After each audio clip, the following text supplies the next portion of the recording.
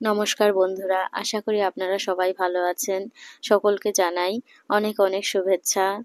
তো আজকে আমি যেহেতু বাংলা সাহিত্য নিয়ে পড়াশোনা করেছি, তো আজকে আমাদের এই নান্না গোপাল ছোট্ট গোপালকে নিয়ে আমি আমার সাহিত্য ভান্ডার থেকে কিছু কথা তুলে ধরতে চাই। অনেকের হয়তো জানা, অনেকের অজানা। তো আশা করি ভালো লাগবে আপনাদের। অঙ্গদ বলায় তার আর যত অলঙ্কার আর মণিমুক্তার হার সকলই খসায়া লহ আমারে বিদয় দেহ এ দুঃখে যমুনা হব পার।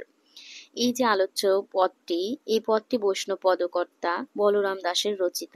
এটি একটি বাল্যলীলা পর্যায়ের পদ। যেহেতু আজকের কথা হবে আমাদের ছোট্ট বালককে নিয়ে, বালক গোপালকে নিয়ে, তাই আমিও বেছে নিয়েছি আমাদের বৈষ্ণব পদকর্তাদের ভান্ডার থেকে একটি পদ। এই পদটি সত্যিই বলতে অসাধারণ। আর শ্রীকৃষ্ণের বাল্যলীলা বলতে মানে এখনো একটা আবেগ অনুভূতি আমাদের সবার মাঝেই কাজ করে, আমরা সবাই জানি। তো আমাদের ছোট্ট নানা বাচ্চাকে দেখতেই পাচ্ছেন কেমন ছটফট করছে। ওকে নিয়েই আজকে এই পদটিকে আমি সার্থক করে তুলতে চেষ্টা করব। ননি চুরি করে খাওয়ার ফলে মাতা যশোদা কৃষ্ণকে শাস্তি দিয়েছিলেন। কৃষ্ণ অর্থাৎ আমাদের ছোট্ট গোপাল।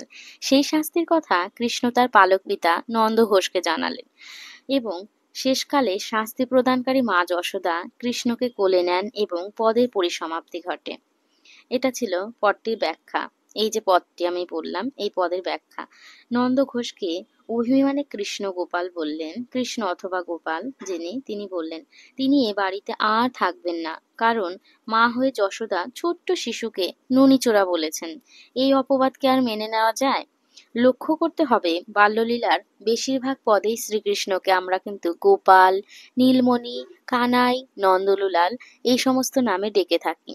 কৃষ্ণের কান্না এখানে গোপালের অনুরাগের কান্না। একদিকে মায়ের প্রতি অনুরাগ এবং সোহাগ, অন্যদিকে কিন্তু তার অভিমান দিয়েই পদটির পরিসমাপ্তি হয়েছে। গোপাল বলেছে তার অনেক অপমান হয়েছে এবং এই যে আহেরিপল্লীর বধূরা তার চারপাশে দাঁড়িয়ে রয়েছে, তাকে নিয়ে হাসাহাসি করছে, তাতে তার অত্যন্ত খারাপ লেগেছে। সে আর সে আরো বলেছে গোয়ালাপল্লীতে ছেলেমেয়েরা কতই তো মাখন খায়, তাই বলে এরকম করে বেঁধে রাখে কোন মা, বলতে পারো? তাই এবার পাল্টা অভিযোগ করেছেন মায়ের প্রতি কিন্তু কানাই। অবশ্য এটা মিথ্যা অভিযোগ ছিল। ননি তিনি চুরি করেন ঠিকই, বলছে এই সমস্ত কিন্তু মিথ্যা অভিযোগ। ননি আমি চুরি করি না, ননি চুরি করে কে? বলাই দাদা অথবা বলরাম দা। যেহেতু তিনি যশোদার নিজের সন্তান নন, তাই পরের সন্তান বলে তার প্রতি কোনো দয়া মায়া নেই। এমন কঠিন কথা শিশু গোপালের মুখ দিয়ে কিন্তু বলার একমাত্র কারণ হলো যশোদাকে কষ্ট দেওয়া। আর নিজের অঙ্গভূষণ খুলে ফেলে চলে যাওয়ার কথা বারবার বলেছেন শ্রীকৃষ্ণ। কৃষ্ণের এই বুক ভরা অভিমান দেখে বলরাম দাস যশোদাকে পরামর্শ দিয়েছেন, ছোট্ট শিশুর মতো মনে এত অভিমান জমা হওয়া ঠিক নয়। তাই যশোদা যেন গোপাল কৃষ্ণকে কোলে তুলে নেয় এবং তার অভিমান সব ভুলিয়ে দেন।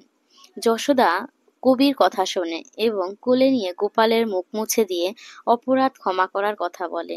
যশোদার স্নেহের প্রাবল্যে গোপাল বাধা পড়ে যায়। এই যে গোপালের, সত্যি কথা বলতে এই পদগুলো, এই পদকর্তাদের লেখনীগুলো এত যুগ পরেও যেন আমাদের কাছে অপূর্ব মধুর লাগে, কেননা সেই সৃষ্টিগুলোই এতটা অম্লান এবং সজীব। বাংলা সাহিত্য ভান্ডারে এই সমস্ত সাহিত্য সৃষ্টি আছে বলেই হয়তো সাহিত্য এতটা সুন্দর আর এতটা মধুর। তো আপনাদের কেমন লেগেছে আমাকে অবশ্যই জানাবেন যদি ভালো লেগে থাকে। তো দেখা হবে আবার পরের কোনো ভিডিওতে। আর দেখতেই পাচ্ছেন আমাদের পুচকে নান্না গোপাল কিন্তু তার দিদুনের কোলে যাবে এবার, গিয়ে সেখানে গিয়েও এবার টুকটুক করে খেলা করছে, কান্না করছে। গোপালের এই বাল্যলীলা দেখতে কিন্তু আমাদের সকলেরই খুব ভালো লাগে। আশা করি আপনাদেরও কিন্তু ভালো লাগবে, কেননা এই শ্রীকৃষ্ণ অর্থাৎ আমাদের ছোট্ট গোপাল, কৃষ্ণরূপী এই গোপালকেও কিন্তু অনেকটা আমরা গোপালের আদলেই সাজিয়েছি। তো ভালো লাগাটা আমার ব্যক্তিগতভাবে, হ্যাঁ, আমার বাড়ির সন্তান বলে বলছি না, আমাদের সকলেরই কিন্তু এরকম গোপাল অনেক অনেক ভালো লাগে, সুইট লাগে। তো আশা করি আপনাদের খুব ভালো লেগেছে। কমেন্টে জানাতে ভুলবেন না আর দেখবেন আমার ভিডিওগুলো। দেখা হবে অন্য কোনো ভিডিওতে।